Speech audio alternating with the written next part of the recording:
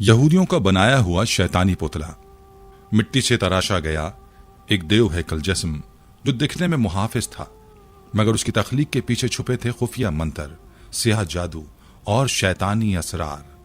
क्या ये वाकई इंसानों का निजात दहिंदा था या एक ऐसा राज जो इंसानियत के वजूद के लिए खतरा बन सकता था? चलें गोलियम की इसरार से भरपूर दास्तान में झांकते हैं। बिस्मिल्लाहिर्रहमानिर्रहीम। अस्सलामु अलैकुम रहमतुल्लाहि व बरकातुहू। नाज़रीन, तारीख के औराक में कुछ राज ऐसे दफन होते हैं जिन्हें वक्त मिटाने की लाख कोशिश करे मगर वो किसी न किसी सूरत जिंदा रहते हैं, कभी रिवायात बनकर, कभी कहानी बनकर और कभी एक परछाई की मानिंद हमारे जहनों में गूंजते रहते हैं। आज हम जिस नाकाबिल यकीन दास्तान की तरफ बढ़ रहे हैं वो है एक ऐसी ही हस्ती की जो ना इंसान है, ना हैवान, ना फरिश्ता, न मुकम्मल शैतान, बल्कि एक ऐसा वजूद है जो मिट्टी और पानी से तख्लीक किया गया और जादू भरे अल्फाज के जरिए उसमें जिंदगी की चिंगारी भरी गई। जी हाँ, ये है एक ऐसा पुतला जिसे मुहाफिज के तौर पर तख्लीक किया गया, मगर इसकी बुनियाद रखी गई असरार, अमलियात और खुफिया उलूम पर। और इसे तख्लीक करने वाले थे वो लोग जो खुद को दुनिया की सबसे कदीम, बरगजीदा और अक्लमंद कौम तसव्वुर करते हैं, यहूद। ये कोई आम अफसाना नहीं बल्कि एक पुरअसरार दास्तान है उस मखलूक की जिसे यहूदियों ने अपने दुश्मनों से बचाव के लिए बनाया। एक ऐसा गोलम जो उनके अकायद के मुताबिक उनकी हिफाजत के लिए जिंदा किया गया है, जिस्म से बना मगर रूह से खाली, एहसासात से महरूम मगर ताकत से भरपूर। आखिर ये गोलम कौन है? इसे बनाने का अमल कैसा है? और क्या मुमकिन है कि ये आज भी दुनिया के किसी गोशे में छुपा बैठा हो? आए तारीख के दबीज पर्दों को चाक करते हैं और खोज लगाते हैं उस खुफिया मुहाफिज की जो शायद मुहाफिज से ज्यादा एक मोहलिक राज हो। नाज़रीन, आज की हमारी वीडियो एक ऐसे मौजू के गिर्द घूमती है जो सदियों से बहस व तजस्सुस का मरकज रहा है। अगरचे इसकी मौजूदगी का कोई कतई सबूत नहीं, लेकिन मुख्तलिफ तहजीबों, दास्तानों और कदीम मतून में इसके शवाहिद जरूर मिलते हैं। जी हाँ, हम बात कर रहे हैं गोलम की। नाज़रीन, जब कभी सहर व जादू, खुफिया उलूम और पुरअसरार अमलियात की बात होती है तो तारीख के सफ़ात पर सबसे नुमाया नाम जिस कौम का उभरता है वो है बनी इसराइल। यहूदी कौम को न सिर्फ दुनिया भर में जादूगरी के माहिरीन के तौर पर पहचाना जाता है बल्कि वो खुद भी इन पोशीदा फ़नून, तावीज़ात और शैतानी क़ुव्वतों से जुड़े होने पर फ़ख्र महसूस करते हैं। उनकी मजहबी किताबों, तहजीबी रिवायतों और रूहानी रसूमात में जादू, कबाला जैसे राजदाराना इल्म की गहरी जड़ें पेवस्त हैं। क़ब्ल अज़ मसीह के दौर में जब बनी इसराइल मिस्र में मुकीम थे, उस वक्त मिस्र न सिर्फ तहजीब का मरकज था बल्कि जादूगरी, रूहानी असरार और पोशीदा क़ुव्वतों की दुनिया का गहवारा भी था। मिस्रियों के नजदीक जादू सिर्फ एक फन नहीं बल्कि एक मुकम्मल फलसफा और तर्ज जिंदगी था। फिरौन के दरबार में जादूगरों को खास मकाम हासिल था जो कायनात की मख्फी तवानाई को काबू में लाने के फन के माहिर थे। उसी मिस्री माहौल में रहते हुए बनी इसराइल ने उन असरार और रमूज से शनासाई हासिल की जो बाद में उनकी मजहबी फिक्र, रूहानी नजरियात और अंदरूनी निजाम का जुज बन गए। दोस्तों, मिस्री जादू के सबसे पेचीदा और खतरनाक पहलू को जिस नाम से याद किया जाता है वो है कबाला। ये सिर्फ जादू का एक पहलू नहीं बल्कि गहरा, राज आलूद और पेचीदा रूहानी निजाम है। कबाला दरअसल इब्रानी जबान का लफ्ज है जिसका मतलब है मुंतकली या रिवायत, यानी कि ऐसा इल्म जो मखसूस नस्ल और अहले राज लोगों के दरमियान नस्ल दर नस्ल मुंतकिल होता है। कबाला के पैरोकारों का मानना है कि कायनात की हर शय एक रूहानी कुव्वत से मुंसलिक है और इन कुव्वतों से राब्ता कायम करके इंसान न सिर्फ अपनी तकदीर बल्कि दुनिया के हालात भी बदल सकता है। इस अमल के लिए मखसूस अल्फाज, इशारे, रसूम और रियाजतें हैं जिन्हें सिर्फ वही लोग सीख सकते हैं जो मखसूस रूहानी मराहिल से गुजर चुके हों। यही वजह है कि कबाला की असल तालीमात को आम लोगों से हमेशा छुपाया गया। इन तालीमात में ऐसे मंतर, अलामात और अमलियात शामिल हैं जिनके जरिए आमिलीन का राब्ता शैतानी कुव्वतों से कायम होता है। इनका अकीदा है कि वो बराह रास्त लूसीफर यानी इबलीस से रूहानी ताल्लुक कायम करके दुनियावी ताकत, माल दौलत और असर रसूख हासिल कर सकते हैं। कबाला का ये इल्म दरअसल एक ऐसा दरवाजा है जो इंसान को रोशनी नहीं बल्कि तारीकी की बेअंत गहराइयों में धकेल देता है। नाज़रीन, कबाला जादू करने वाले आमिलीन के मुतालिक ये भी मशहूर है कि वो मखसूस रातों में मखसूस मकाम पर मखसूस अलामात के साथ इबलीस के हुजूर हाजिर होते हैं। वो ऐसे मंत्र पढ़ते हैं जिन्हें आम जबान में नफी ईमान का ऐलान कहा जा सकता है। वो इस बात का अहद करते हैं कि वो शैतान के अहकामात के पाबंद होंगे और उसकी मर्जी से हटकर कोई अमल नहीं करेंगे। शैतान उन्हें वो राज अफशा करता है जो आम इंसानों पर जाहिर नहीं होते। वो उन्हें ऐसे अल्फाज सिखाता है जो कायनाती कुव्वतों पर असरअंदाज होते हैं। यही अल्फाज जब मखसूस तरीके से दोहराए जाते हैं तो वो सहर बन जाते हैं। आमिलीन इन अल्फाज को तावीज़, पत्थर, पानी या किसी और वसीले में मुंतकिल करके मतलूबा असरात हासिल करते हैं। ये असरात बसा औकात लोगों की जिंदगी, सेहत, माल और हत्ता के जहनों पर भी काबिज हो जाते हैं। जब हज़रत मूसा अलैहिस्सलाम ने बनी इसराइल को मिस्र से निकाला और वो सहरा सीना में दाखिल हुए तो उस वक्त भी उनकी एक बड़ी तादाद अपने दिलों में मिस्री तहजीब, बुत परस्ती और जादूगरी से गहरा ताल्लुक रखती थी। यही वो वक्त था जब उन्होंने बछड़े की पूजा की, जो दरअसल एक कदीम मिस्री देवता की अलामत था। इस वाक़े ने यह वाज़ेह कर दिया कि जादू, बुत परस्ती और तारीकी के उलूम उनके दिलो दिमाग में गहराई तक जा चुके थे। बाद के अदवार में बनी इसराइल ने इन खुफिया उलूम को मजीद तरक्की दी। उन्होंने अपनी मजहबी कुतुब में भी ऐसे इशारात शामिल कर लिए जिनसे ये महसूस होता है कि वो खुदा के बजाय ऐसी ताकतों पर ईमान रखते हैं जो उन्हें दुनियावी मफादात फराहम करें। उनके यहाँ जादूगरी और रूहानी अमलियात को मुकद्दस साइंस समझा जाने लगा और कई रिबियाई यहूदी मजहबी पेशवा इन उलूम को सीखने और सिखाने में मसरूफ हो गए। यहूदियों के यहाँ एक मखसूस मकतब फिक्र ऐसा भी है जो ये यकीन रखता है कि दुनिया का असल निज़ाम वही चला सकते हैं जो शैतान के साथ मुआहदा कर लें। उनके मुताबिक नेकी, सदाकत और दयानतदारी सिर्फ कमजोर इंसानों के लिए हैं।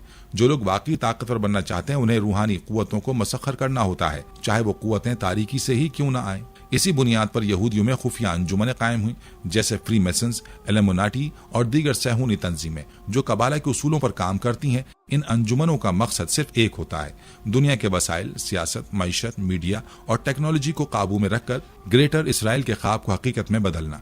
ये अंजुमनें खुफिया तकरीबात का इनेकाद करती हैं जिन्हें रिचुअल्स कहा जाता है। इन रिचुअल्स में खास लिबास, मखसूस अलामात और शैतानी अलामात का इस्तेमाल किया जाता है। इन महफिल में दुनिया भर की अहम शख्सियात, फनकार, साइंसदान और कारोबारी शख्सियात शामिल होती हैं। इनका मकसद सिर्फ ताकत हासिल करना नहीं बल्कि उस ताकत को दुनिया पर मुसल्लत करना होता है।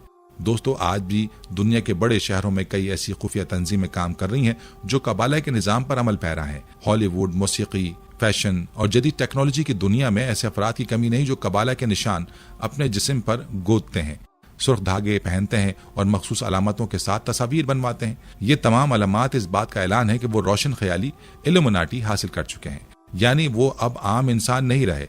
उनकी अक्ल, रूह और जहन पर शैतानी निजाम का कब्जा है और वो अपने पैरोकारों को भी उसी राह पर लगाने की कोशिश करते हैं। यहूदियों के यहाँ ऐसी तालीमात भी मौजूद हैं कि एक वक्त ऐसा आएगा जब दुनिया का हर इंसान एक आलमी निज़ाम के ताबे होगा और वो निज़ाम सिर्फ तभी कायम होगा जब दुनिया की रिवायती मज़ाहिब, तहजीबें और ख़ानदानी निज़ाम टूट चुका होगा। अगर हम आज के दौर में दुनिया के हालात पर नजर डालें तो हमें नजर आता है कि दुनिया पर जो ताकतें मुसल्लत हैं वो उसी निज़ाम का तसलसल है जिसकी बुनियाद हजारों साल पहले बनी इसराइल ने मिस्र की सरजमीन पर रखी थी। इनका मकसद एक आलमी निज़ाम इक़्तिदार है जो सच्चाई, इंसाफ और तौहीद पर नहीं बल्कि जादू, फरेब और शैतानी कुव्वतों पर मबनी होगा। लिहाजा जरूरत इस बात की है कि हम खुद को इन बातिल नजरियात से आगाह करें, अपनी नस्लों को इस फितना कबाला से बचाएं और कुरान और सुन्नत की रोशनी में अपनी जिंदगी को इस्तवार करें। दोस्तों, अब अगर हम बात करें गोलम के बारे में तो यहूदी अकायद के मुताबिक गोलम एक ऐसी मखलूक है जिसे पानी और मिट्टी के इम्तजाज से तैयार किया जाता है और फिर कबाला जैसे खुफिया जादुई अमल से इसमें जिंदगी फूंकी जाती है। इनके बकौल ये मखलूक उनके लिए एक महाफिज का किरदार अदा करती है जो दुश्मनों के शर और खतरात से इनकी हिफाजत करती है। अगर हम यहूदी तारीख का मुतालिया करें तो उनकी मुतादिद रवायती कुतुब में गोलम के मुताल्लिक हवालाजात और दावे पाए जाते हैं, मगर इनमें सबसे ज्यादा मशहूर और मोतबर कहानी पराग में बनाए गए गोलम की है जो सदियों से यहूदी दास्तानों में एक मरकजी मकाम रखती है। 17वीं सदी ईस्वी का जमाना यहूदी कौम के लिए निहायत कठिन और अजियतनाक दौर था। यूरोप भर में इनके खिलाफ नफरत, तासुब और इल्जाम तराशी उरूज पर थी। यूरोप के कल्ब में जब मजहबी बुनियादों पर 30 साला हौलनाक जंग बरपा थी और तरह तरह की खतरनाक वबाएं इंसानी जिंदगी को निगल रही थीं, ऐसे में यहूदियों को एक बदतरीन साजिश का निशाना बनाया गया। इन पर यह इल्जाम धरा गया कि वो अपनी मजहबी त्योहारों या रसूमात के दौरान ईसाई मजहब से वाबस्ता कम उम्र बच्चों को कत्ल करके उनका खून इस्तेमाल करते हैं। ये खौफनाक प्रोपेगेंडा ब्लड लाइबल के नाम से फैलाया गया, जिसके नतीजे में यहूदी शदीद जहनी और जिस्मानी अजियत में मुब्तला हो गए। वो कैसे रहनुमा के मुंतजिर थे जो उनकी डूबती कश्ती को किनारे दे, उनका हाथ थाम कर उन्हें उन वहशतनाक हालात से निकाले। गोलम ऑफ प्राग नामी किताब के मुताबिक इन हालात में कुछ ऐसे बासर और मोतबर यहूदी अफराद जिन्हें खुद साख्ता तौर पर मुकद्दस या रूहानी पेशवा कहा जाता था, उन्होंने एक खुफिया तहरीक का आगाज किया। इस मुहिम के दौरान उन्होंने उन उलूम और असरार पर तवज्जो दी जो आम इंसानों की रसाई से बाहर थे। उन्होंने न सिर्फ अपने खुफिया उलूम पर महारत हासिल की थी बल्कि अपनी काबिलियत पर इस कदर एतमाद भी था कि वो दावा करने लगे थे कि वो एक ऐसा पुतला तख्लीक कर सकते हैं जिसमें वो अपनी कुव्वत से जिंदगी की रमक फूंक सकते हैं। उस मुजस्समे के लिए उन्होंने इब्रानी जबान में तौरात से गोलोमी नामी एक लफ्ज मुस्तार लिया जिसका मतलब है एक बेजान इंसानी जिस्म। उनका अकीदा था कि अगर इस बुत के माथे या दहन पर अमीयत या अहमत यानी सच्चाई का इब्रानी लफ्ज तहरीर कर दिया जाए तो ये मुजस्समा सांस लेना शुरू कर देगा, हरकत करने लगेगा यानी जिंदा हो जाएगा। और जब इस मुजस्समे को दोबारा गैर फाल या मुर्दा हालत में लाना हो तो उस लफ्ज में अमियत में से अलिफ को मिटा दिया जाए तो बाकी बचने वाला लफ्ज मित रह जाएगा, जिसका मतलब है मौत। ये दावा करने वाले मुकद्दस समझे जाने वाले अशखास ने तकरीबन 3 सदियों तक इस नजरिए पर तहकीक, मुशाहिदे और मुसलसल तजुर्बात किए। इन लोगों का मानना था कि जब खुदा ने इंसान को मिट्टी से बनाया तो कोई वजह नहीं कि इंसान भी अपनी अक्ल और इल्म और रूहानी ताकत को मुज्तमा करके उस मिट्टी से कोई मखलूक ना बना सके। बस फर्क सिर्फ इतना है कि खुदा ने रूह फूंकी और इंसान को जिंदा कर दिया। अब अगर इंसान इस रूह फूंकने के राज को जान ले तो वो भी तख्लीक के अमल को दोहरा सकता है। यही सोच उनका महवर थी। उन्होंने दुनिया भर के सहर और जादू के उसूलों, कबाला की गुमशुदा तालीमात और ऐसे खुफिया अमलियात का बारीक बीनी से मुताला किया जिन तक आम इंसानों की रसाई ना थी। इनके पास पुराने दौर की इब्रानी तहरीरें मौजूद थी जिनमें कुछ ऐसे अल्फाज और जुमले दर्ज थे जो कायनाती कुव्वतों को मुतहर्रिक करने का दावा रखते थे। इनका मकसद सिर्फ एक था, एक ऐसा नुस्खा, एक ऐसा खुफिया मंत्र दरियाफ्त करना जो इस बेजान मखलूक में जान डाल सके, उसे अक्ल, ताकत और हरकत दे सके। 300 साल बाद सन 1630 ईस्वी में जब यूरोप में यहूदियों पर जुल्म और सितम की शिद्दत अपनी इंतहा को पहुंच चुकी थी, तब यह काम एक फैसला कुन मोड़ पर पहुंचा। उस वक्त पराग शहर में एक निहायत ही बासर और मुकद्दस समझे जाने वाला रब्बी रिबियाई लुई मौजूद था। रिबियाई लुई को न सिर्फ यहूदियों में आला मकाम हासिल था बल्कि वो कबाला और दीगर रूहानी उलूम का भी माहिर माना जाता था। उस दौर में यहूदी कम्युनिटी शदीद अजियत और खौफ में मुब्तला थी।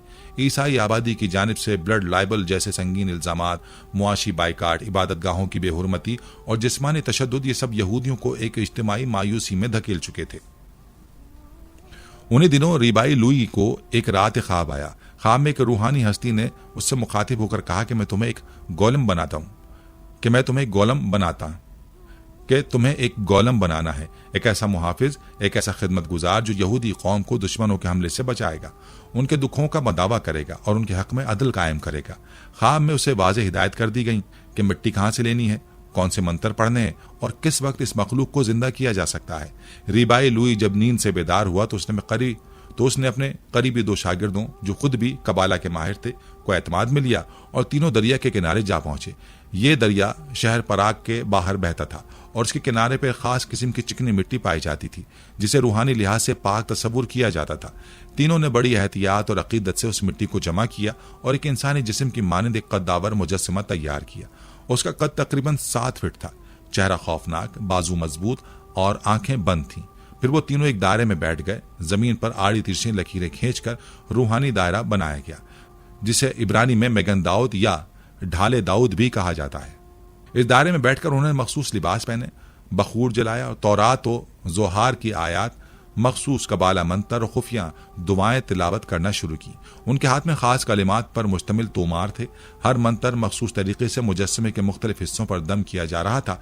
यहूदी रिवायत के मुताबिक जब तमाम मंत्र मुकम्मल हो गए तो आखिरी मरहले में उन्होंने इस मुजस्समे के माथे पर इब्रानी जबान में अमीत लिखा। जैसे ये लफ्ज मुकम्मल हुआ, मुजस्समे ने अचानक अपनी आंखें खोल दी। आंखें न सिर्फ खुल गईं बल्कि उनसे एक मध्यम सी रोशनी भी खारिज हुई। फिर वो आहिस्ता आहिस्ता अपने कदमों पर खड़ा हो गया और एक समत चलने लगा। तीनों अफराद ने उसकी हरकत और सकनात को हैरत और अकीदत के साथ देखा और उसे फौरन यूसुफ का नाम दे दिया गया।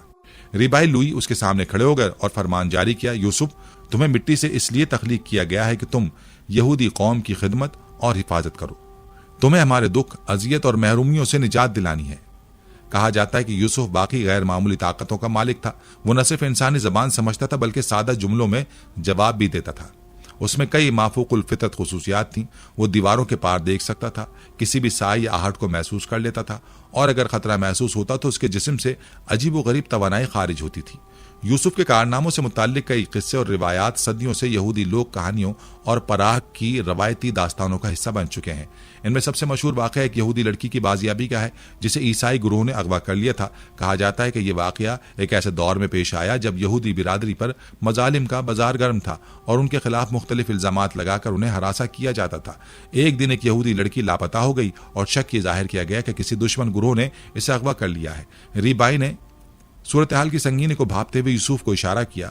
यूसुफ, जिसे गोयम के नाम से भी जाना जाता था, अंधेरी गलियों और पुराने किलों और सुनसान गुजरगाहों की खाक छानने लगा। कई दिनों की मुसलसल तलाश के बाद वो शहर के एक मतरूक मकान में पहुंचा जहां लड़की को कैद में पाया। यूसुफ ने दरवाजे को तोड़कर लड़की को आजाद किया और उसे बाहिफाजत वापस यहूदी बस्ती में ले आया। ये कारनामा उसकी गैर मामूली वफादारी और खुदादाद ताकत की मिसाल बन गया, जिसने पूरी कौम को हैरत और खुशी से दो चार कर दिया। एक और मशहूर वाक़या एक यहूदी औरत के बारे में है जो किसी लाइलाज बीमारी में मुब्तला हो गई थी।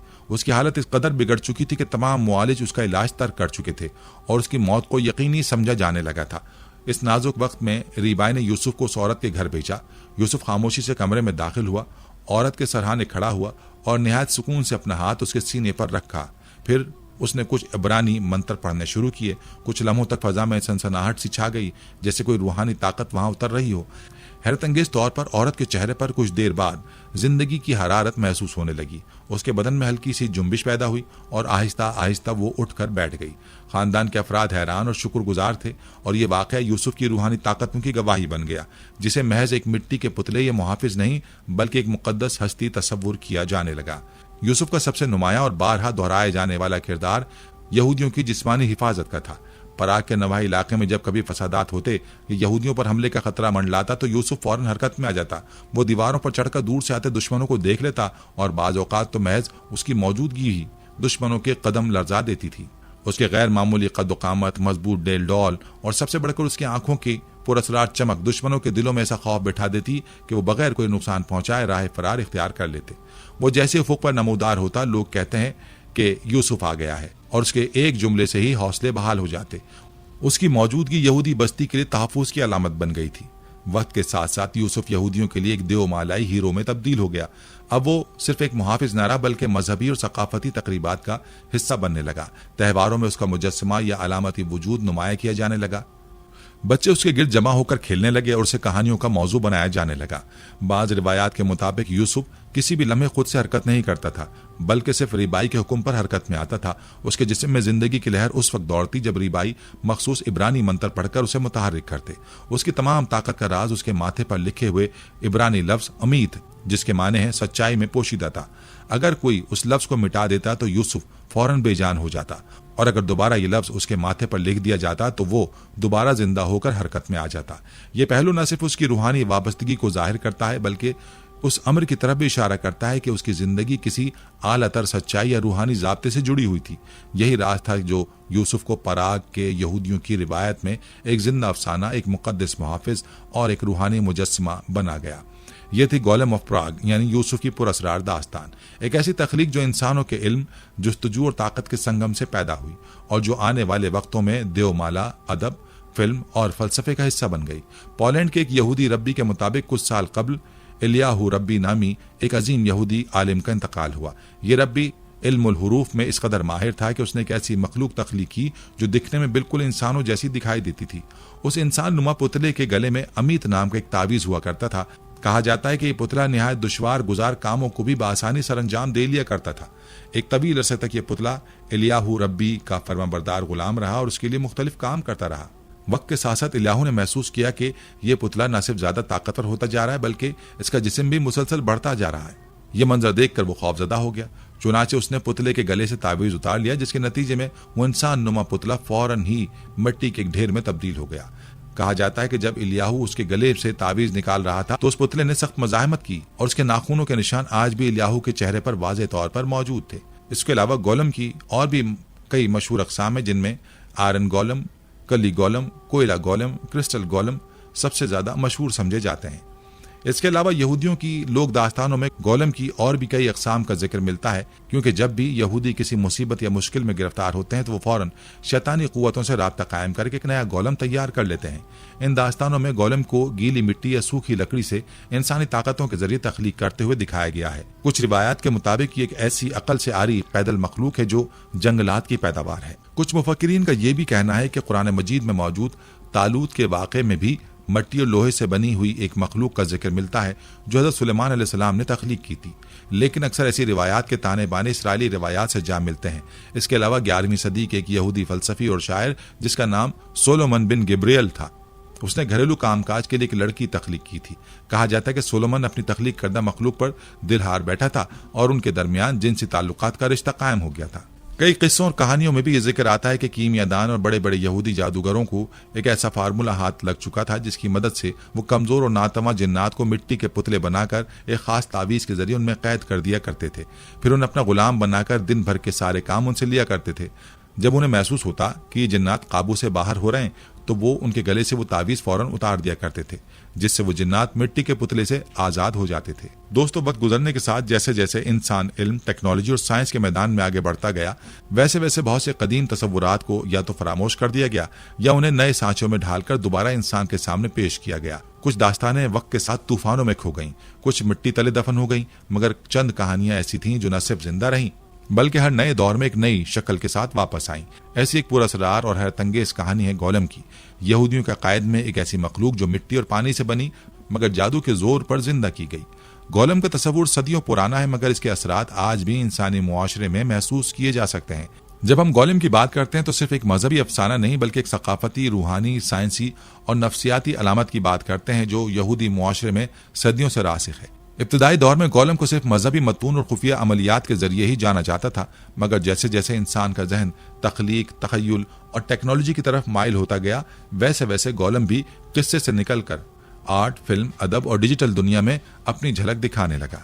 गोलम का किरदार अब सिर्फ सूफियों की किताबों में या कबाला के स्क्रॉल्स तक महदूद नहीं रहा। आज ये किरदार film, video games, graphic novels और यहाँ तक कि रोबोटिक्स और मसनूई जहानत के तनासुर में भी नुमाया नजर आता है।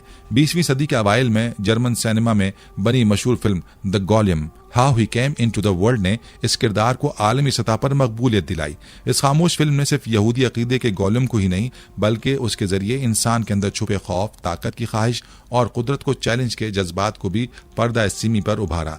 बाद में मशहूर जमाना fantasy series the Lord of rings में गोलम का किरदार भी इसी कदीम नजरिए से मुतासिर दिखाई देता है। हालांकि टॉलिकिन ने इसे बराह रास्त गोलम से मुंसलिक नहीं किया, मगर इस किरदार के अंदर मौजूद खुदगर्जी, अंदरूनी कश्मकश और ताकत की तलब ने इसे गोलम जैसा ही पुरअसरार और पुरअसर बना दिया। इसके अलावा भी बेशुमार फिल्में और सीरीज जैसे द एक्सफिलिक्स, स्लीपी हॉलो और द विचर जैसी कहानियों में गोलम या गोलम से मुतासिर किरदार सामने आते रहे हैं। दोस्तों, अब अगर हम मौजूदा दौर की बात करें तो हम देखते हैं कि इंसान ने अब मिट्टी के पुतले बनाने के बजाय लोहे, सिलिकॉन और कोडिंग से बनी मखलूकात तख्लीक करना शुरू कर दी हैं। जी हाँ, हम बात कर रहे हैं मसनूई जहानत की, आर्टिफिशियल इंटेलिजेंस और रोबोट्स की, जिन्हें बाज़ मुफक्किरीन गोलम की जदीद शक्ल करार देते हैं। आज के साइंसी दौर में इंसान ने खुद अपने हाथों से एक ऐसी ज़हीन मखलूक बना डाली है जो सिर्फ उसकी अताअत नहीं करती बल्कि उसके साथ साथ खुद से सीखने, फैसले करने और आमाल अंजाम देने की सलाहियत भी रखती है। यहाँ एक सवाल जन्म लेता है, क्या गोलम और AI में कोई ममासलत है? यकीनन है। गोलम भी एक ऐसी मखलूक थी जो इंसानी हाथों से बनी। उसमें इंसानी रूह नहीं थी, मगर जादुई अल्फाज के जरिए उसे जिंदगी दी गई और उससे खिदमत ली गई। इसी तरह आज के दौर का AI रोबोट भी इंसान की तख्लीक है। इसमें रूह नहीं मगर हिदायत और कोडिंग के जरिए वो इंसान की मदद कर रहा है, इसके अहकामात पर अमल कर रहा है। मगर दोनों की तारीख हमें एक गहरी बात सिखाती है, जब इंसान अपनी तख्लीक को काबू में ना रख सके तो वही तख्लीक उसके लिए वबाल जान बन जाती है। क्या गोलम भी कभी अपने खालिक के काबू से बाहर हो गया था? जी हाँ, गोलम के कई किस्से ऐसे मिलते हैं जिनमें वो अपने बनाने वाले के कंट्रोल से निकल गया और तबाही फैलाने लगा। यही हाल हमने फिल्मों में रोबोट्स का भी देखा, जब मशीनें इंसानों पर हमलावर हुई, जब मसनूई जहानत ने अपनी तख्लीक कार को गैर जरूरी करार दे दिया। यहूदी सूफियाना रिवायात, खास तौर पर कबाला के मानने वाले अब भी इस यकीन को थामे बैठे हैं कि मखसूस अमलियात और जादुई अल्फाज के जरिए एक गोलम दोबारा जिंदा किया जा सकता है जो आने वाले वक्त में उनकी हिफाजत करे। उनका मानना है कि जब दुनिया उनके खिलाफ हो जाएगी, जब जुल्म अपनी इंतहा पर होगा, तब वो एक नया गोलम तख्लीक करेंगे जो सिर्फ उनके लिए लड़ेगा, मरेगा और उनका निजात दहिंदा बनेगा। दूसरी तरफ आज के दौर में इसराइली साइंसदान दुनिया भर में मसनूई जहानत, रोबोटिक्स और जदीद जंगी टेक्नोलॉजी में सर फहरिस्त नजर आते हैं। इसराइल के बहुत से दिफाई मंसूबे पर मबनी निजाम, ड्रोन और स्मार्ट हथियार सब इसी ख्वाब की झलक दिखाते हैं कि एक ऐसा खुदकार मुहाफिज तैयार किया जाए जो उनकी नस्ल की हिफाजत करे।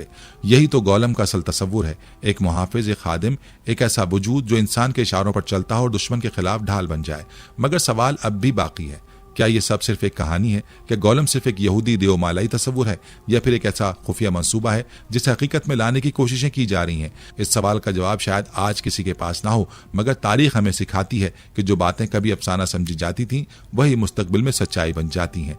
लिहाजा दोस्तों, जब भी आप किसी फिल्म में, किसी गेम में या किसी टेक्नोलॉजी के मुजाहरे में किसी ऐसे रोबोट को देखें जो अपनी मर्जी से फैसले कर सकता हो, जो अपने खालिक की हिफाजत करे, तो याद रखिएगा शायद ये आज का गोलम हो। और जब दुनिया एक बार बार फिर इंतशार का शिकार हो। जब अक़वाम एक दूसरे के खिलाफ सफ आ रहा हो तो ध्यान रखिए, शायद कहीं ना कहीं एक नया गोलम तख्लीक हो रहा है, मिट्टी से नहीं बल्कि कोडिंग से, और इसका मकसद एक बार फिर वही है, यहूदियों की हिफाजत और बाकी दुनिया के लिए इंतबाह। ये कहानी हमें सबक देती है कि इंसान को अपनी हुदूद में रहना चाहिए।